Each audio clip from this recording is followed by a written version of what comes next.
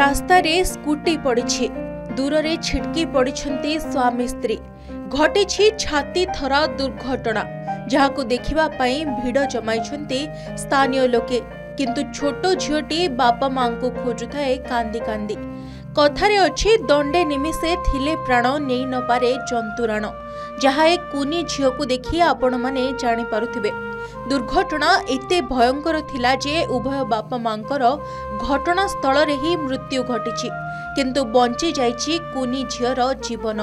गंजाम जिला कविसूर्यनगर थाना बुढ़ाम्ब ग्राम हरिजन साही निकटरे घटी एही मर्मन्तुद सड़क दुर्घटना।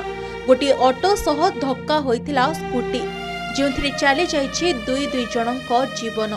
सेमाने स्वामी स्त्री दुर्घटना रे सालबण गाँव कान्हू बारिक और तांको पत्नी स्वप्ना बारिक मृत्यु होइतिबा बेले 3 वर्षर झियो बंची जाइछि।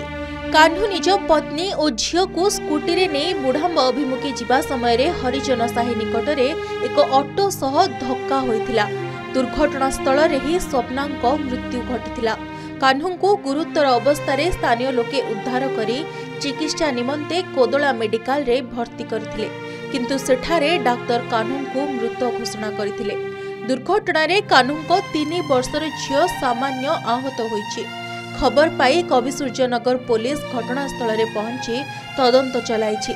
8 वर्ष तले कान्हू को विवाह होइतिबा बेले उभयंकर 2टी झियो अछंती जहांको मुंडरू एबे उठी जाइछि बापा मां 2 जनक हाथ। सतरे भारी हृदय विदारक ए घटना। दुनिया कोण जानिबा आगरु ही अनाथ होई जाइछंती 2टी झियो। क्षणकरे चूना होईगला सुनार संसार। जन्म जन्मांतर संपर्क भले एका संगे आर पारी को चली गले स्वामी स्त्री हेले पछरे छाड़ी गले 2 छुआंकु। अनाथ होईगले 2 निरीह निष्पाप कोमलमती शिशु। एबे एते बड़ दुनिया रे एका एका केमिति बंचिबे माने ताहा ही चिंतार विषय। एक दुर्घटना पाई आज उच्छन्न हो जाइछि गोटिए परिवार। सतरे दुर्घटना रे तो रेकर्ड करूछि ओडिशा। भूल जहार भी थाउ ना काहेकि एथिरे जीवन जाउछि आ भुसुडी जाउछि परिवार। भाबिबाकू बाध्य करूछि कोन एहार अंत।